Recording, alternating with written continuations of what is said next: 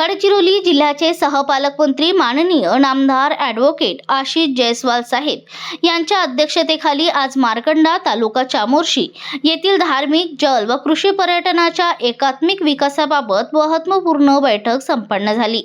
या बैठकीस आमदार तथा राज्याचे माजी मंत्री श्री सुधीर मुनगंटीवार साहेब यांनी प्रमुख उपस्थिती बजावली। विदर्भाची काशी म्हणून ओळखल्या जाणाऱ्या मार्कंडेश्वर मंदिर परिसराच्या सर्वांगीण विकासाला गती देण्यासाठी या बैठकीत ठोस निर्णय घेण्यात आले।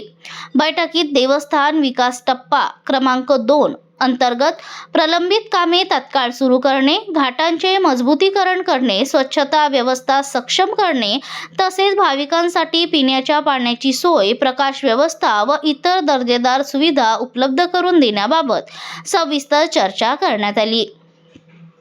तसेच चिचडोह बॅरेज परिसराचा जल पर्यटनासाठी नियोजनबद्ध विकास करून मार्कंडा चिचडोह कृषी पर्यटन असा एकात्मिक पर्यटन परिपथ उभारण्याचा महत्त्वपूर्ण प्रस्ताव मांडण्यात आला।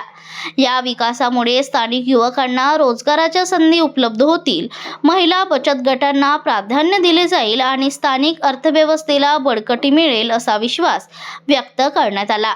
तसेच मार्कंडाच्या धार्मिक व सांस्कृतिक वारशाचा व्यापक प्रसार करण्यासाठी राज्यस्तरीय मार्कंडा महोत्सव आयोजित करण्याबाबत सकारात्मक भूमिका घेण्यात आली। या बैठकीस पुरातत्व विभाग, सांस्कृतिक संचालनालय, सार्वजनिक बांधकाम विभाग तसेच महाराष्ट्र राज्य रस्ते विकास महामंडळ चे वरिष्ठ अधिकारी उपस्थित होते। सर्व मान्यवरांनी विकास आराखड्याला मान्यता देत गडचिरोली जिल्ह्याच्या सर्वांगीण प्रगतीसाठी कटिबद्धता दर्शवली।